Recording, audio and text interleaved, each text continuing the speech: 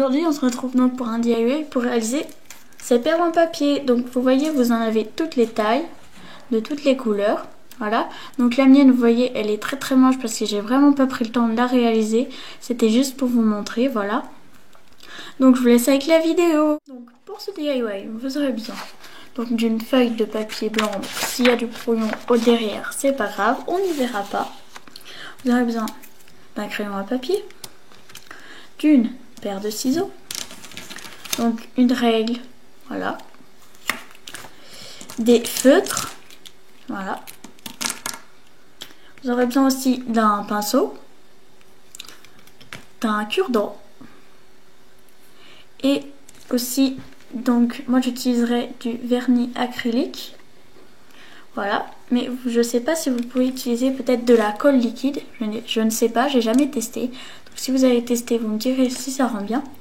Et je vais utiliser aussi donc pour le séchage un vieux bouchon de champagne que j'ai percé pour faire tenir le cure-dent. Voilà, c'est tout ce dont vous aurez besoin pour ce DIY. Pour commencer, vous prenez votre feuille blanche, donc s'il y a du brouillon au dos, ça ne gêne en rien. Donc on va tracer des triangles. Donc des triangles de 1 cm de largeur pour les petites, 2,5 pour les plus grosses. Vous les tracez soit dans la largeur pour celle-là, vous voyez celle-là c'est dans la longueur, voilà.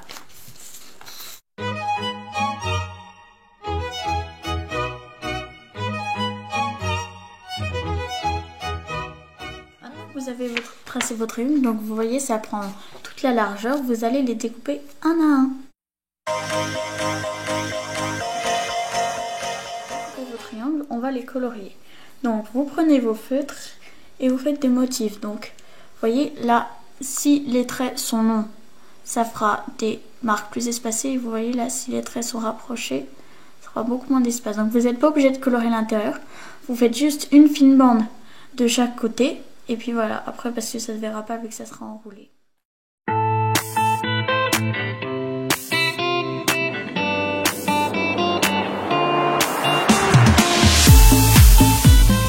ce que ça donne donc quand vous avez fini.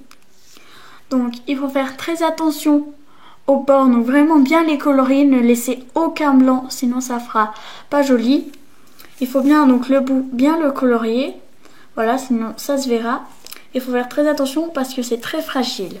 Donc du coup, ça se déchire facilement. Donc, maintenant, vous prenez votre cure-dent. Vous allez placer donc votre papier donc sur le cure-dent. Voilà, comme ceci. Et vous allez le rouler autour.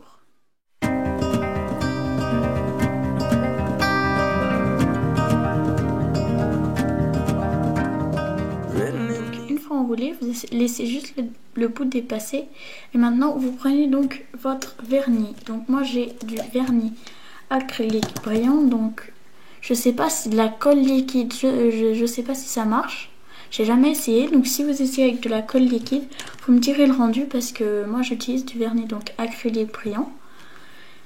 Donc vous en prenez un petit peu sur votre pinceau et vous en mettez au bout pour pouvoir coller donc le bout.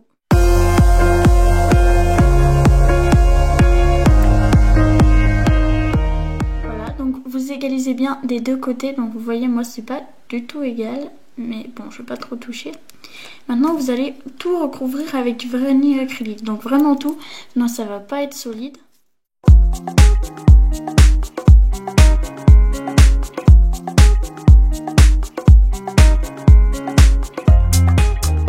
Vous en mettez partout. Moi ça fait blanc parce que le mien il est blanc, après il devient transparent en séchant.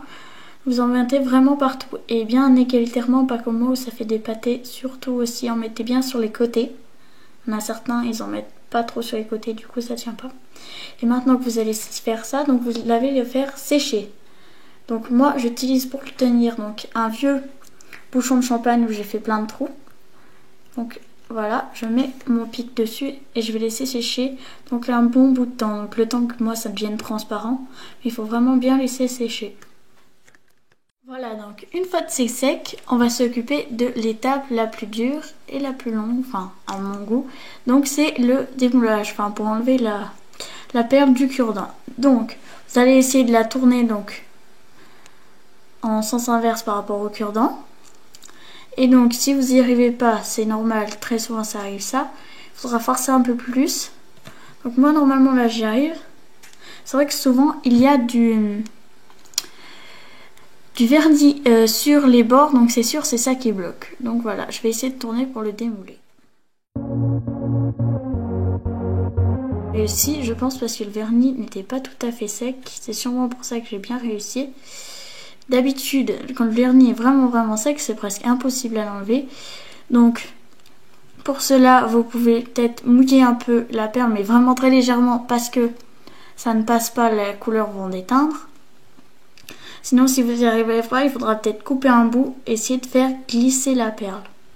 Voilà, donc une fois que c'est fait, vous avez votre perle. Donc je vous incite à remettre du vernis sur les bords pour être sûr que ça tienne, parce que vous voyez, moi là, c'est pas trop ça. Et voilà, j'espère donc que ce DIY vous aura plu. Et je vous dis à bientôt pour une nouvelle vidéo. Bisous bisous.